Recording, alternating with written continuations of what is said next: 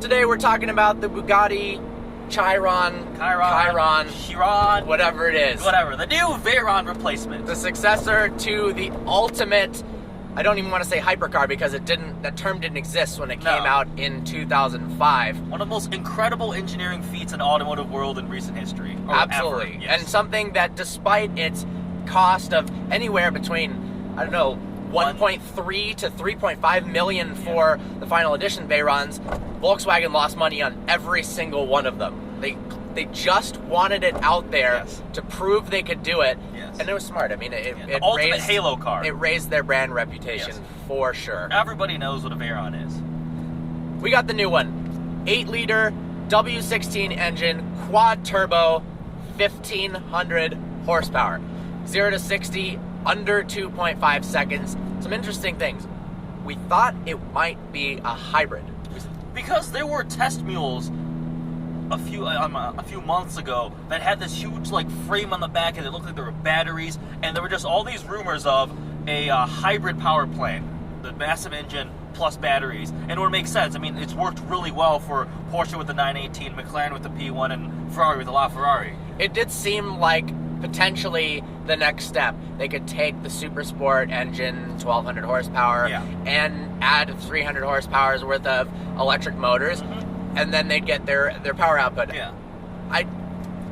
Maybe it was a top speed limiting aspect that the electric motors couldn't handle 261 miles an hour. It was more likely it was a weight. It already weighs a lot, though. It's 4,400 pounds. Well, that's exactly. So it weighs 4,400 pounds. You add batteries and the motors, and it weighs even more. Maybe it's 5,000 pounds. So they can't deal with that. There's just every number associated with this car is ridiculous. Very, very large. I mean, the tires, they're $49,000 a set, something like that? They were for the Veyron. The Super Sports on the Veyron were bespoke tires, so I think swapping them would cost you between $40-something thousand, and then every 3 times you change the tires, you have to get new wheels, and that was a $70,000 job. So maintenance costs were very high. This new Bugatti is supposed to have different tires, and they claim they're supposed to be cheaper and easier for the maintenance aspect. Yeah, but what I read was actually, now I remember the numbers, $42,000 for a set of tires, and you change them every 4. That's still... you have to change the rims themselves, the wheels themselves, every time, every 4 times or so that you change the tires. And with those type of cars and those type of tires, they're going to wear out so quickly. You'll be probably lucky to see, 10,000 miles on your tires. So some other interesting things. Top speed, 261 miles an hour. It's limited due to the tires. I'd be curious to see how much faster it goes. I'm sure they improved aerodynamics. It obviously has more power.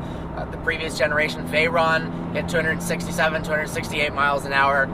I thought maybe they would be gunning for 2 seconds 0 to 60, 300 mile per hour top speed. The Speedo does go to 310 miles an hour. Yeah, 500 kilometers. That's freaking ridiculous. That's insane. Looks-wise, the exterior is stunning.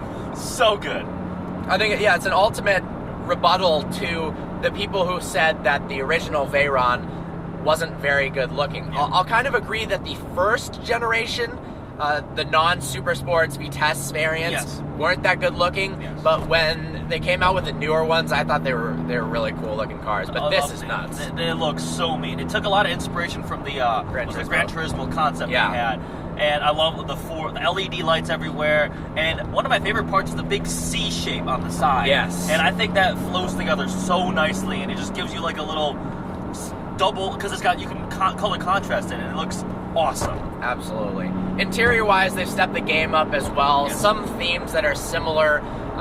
It's more simplistic and more, I'd say, Bentley Rolls-Royce-esque than something like a Lamborghini or something like that. They didn't take, interior design language from the Aventador or it's Huracan at all. Type of car. Which, they could because it's Volkswagen Group, but it's more of a grand touring car.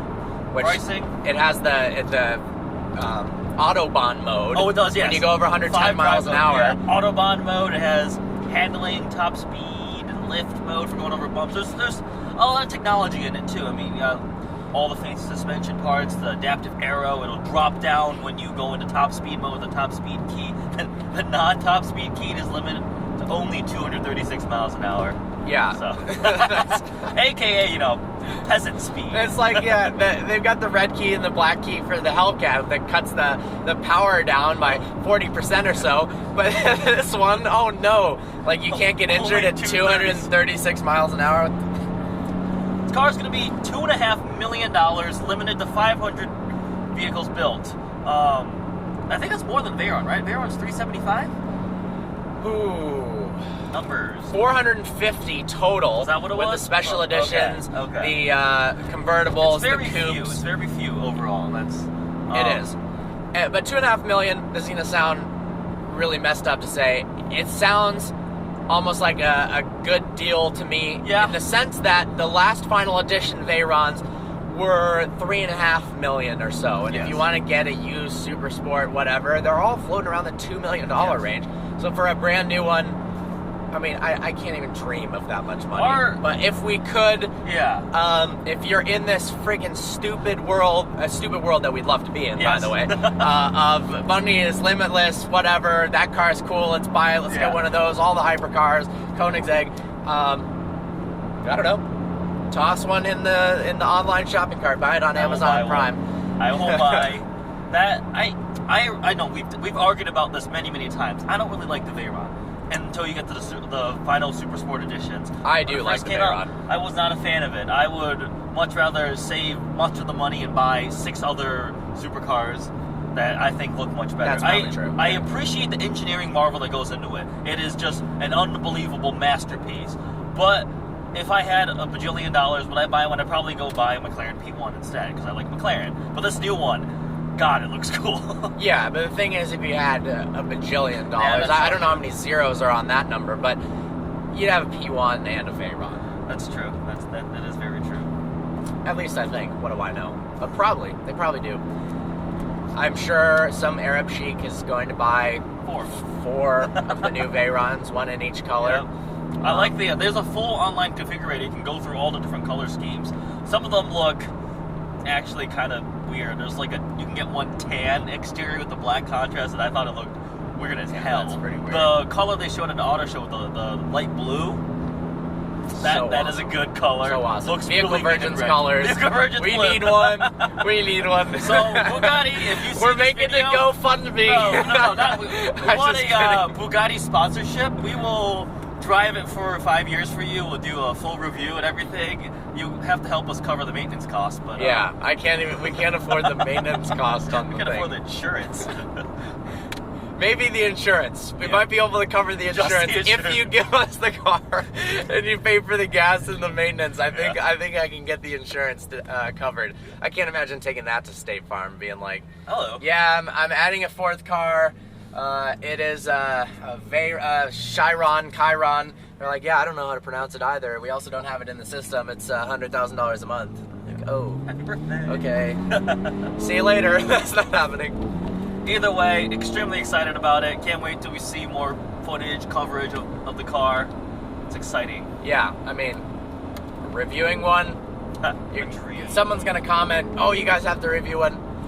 No, we don't want to review one. Of course we want to review one. I'm very happy it made it to production. When the whole Volkswagen diesel scandal came out, there were rumors that because of the huge losses they were taking, they might have to cancel these excess Halo projects just for pure fun, essentially. So it might have damaged Lamborghini, might have damaged Bentley, might have damaged Bugatti. So I'm very glad they followed through and still built this insane car. Absolutely. With the fines and the layoffs and the change of management, it looked like the new Veyron would be crushed, but it wasn't, and I'm so thankful for that. I'm just excited to see it destroy records everywhere. I mean, the Regera and the 1-to-1, they haven't been in too many official tests, but unofficially, they're basically much faster than any of the 3 hypercars out there. And whatever Hennessy builds, their next generation Venom. So it'll be cool to see, what the Hennessy, as well as